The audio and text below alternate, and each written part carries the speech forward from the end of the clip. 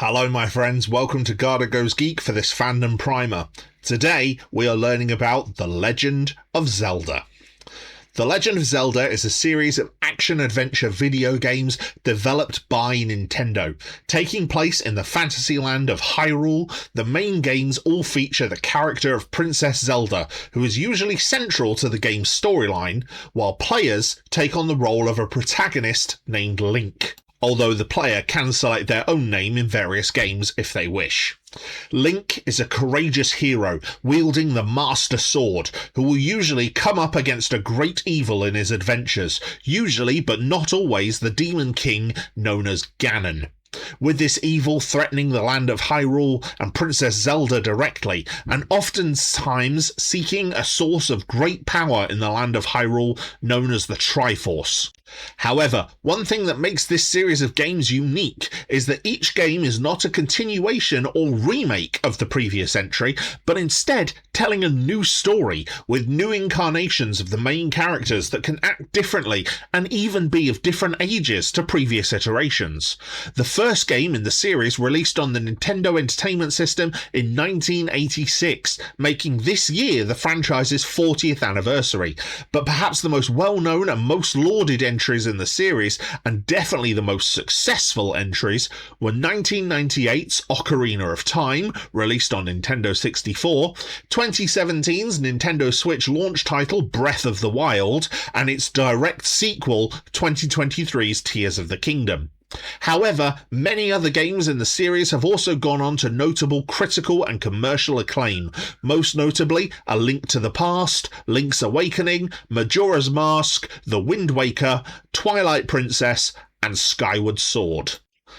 Now, just like a legend that is retold over and over again, while each game has its own distinct features and intricacies, there are many recurring elements that persist across the franchise. Firstly, there are the characters. All versions of Link are blonde-haired and humble heroes, known for their bravery, and are usually silent and left-handed. And the character is most commonly depicted wearing a green tunic and hat, and wielding the powerful object, the Master Sword, known sometimes as the Blade of Evil's Bane. A mystical weapon that often needs a quest to be completed in order to wield its full power. Link invariably leaves whatever setting he grew up into to embark on a journey traversing Hyrule to save the princess and defeat the forces of evil. Princess Zelda herself, while often portrayed as a damsel in distress to be saved from evil, has in several games, and much more so in the modern day, been portrayed with plenty of her own agency. While usually close in age to Link, she is known for being wise, and while some of this of course comes from her upbringing, it is also because the character is a reincarnation of the goddess Hylia, from whom the elf-like people and land of Hyrule get their name. Hylia opposed a terrible primordial demon in the ancient past known as Demise, and created the Hylians, a race with magically infused blood, to protect against his return, and the great evils at the centre of each story are influenced by that evil.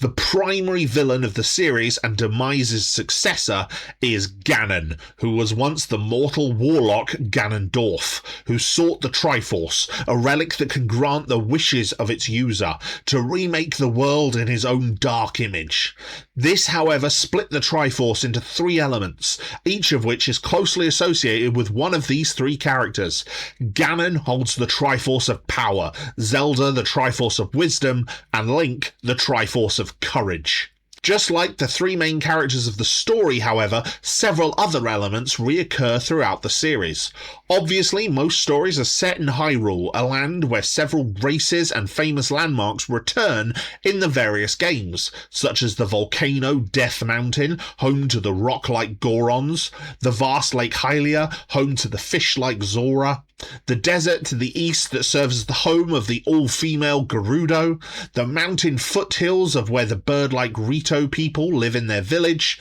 the sentient Great Deku Tree and the woods around it, where fairies and the childlike Koroks reside, the quiet village of Kakariko, and the majestic Hyrule Castle and its surrounding town and market, where the Hyrule royal family and their guardians, the Sheikah, reside. There are also great fairies that can give Link aid in his adventures should their fairy fountains be discovered, and Link can also encounter dragons and other great beasts that can either aid him or serve as challenging opponents, as well as occasionally getting a horse named Epona to aid him in travelling Hyrule.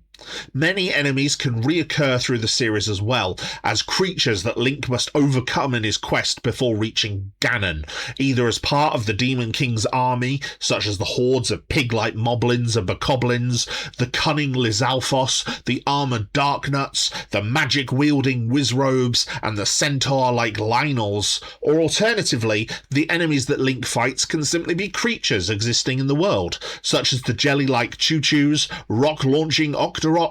ghostly Pose, the bat-like Keese, the insect-like Goma, and the sand-swimming Molduga. Now, while there are various manga adaptations of the games that are widely available, even being found easily with English translations from major storefronts, the main way to experience The Legend of Zelda is through the video games. And as Nintendo has a quite loyal fanbase, these games tend to hold their price competitively on the second-hand market, and Nintendo is not a company particularly prone to sales, meaning that you can't usually find the cheaper deals on older games that you can for titles on other consoles. Add to this the online storefront on the older Nintendo consoles are no longer available, meaning that unless you own or can get a hold of the original hardware for certain titles, they are currently inaccessible short of emulation.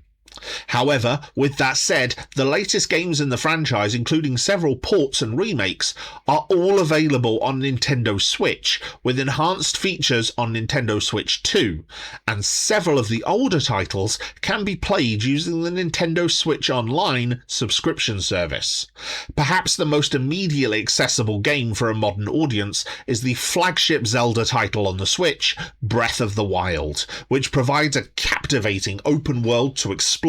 challenging enemies to face, and a poignant at times story of a tragic calamity that befell the Kingdom of Hyrule, all while giving the player huge freedom to do whatever they want in the game, allowing you to explore areas and challenges in a myriad of ways that makes it an incredibly satisfying game to play, as you find the best way for you to succeed at defeating the obstacles that you have been presented with.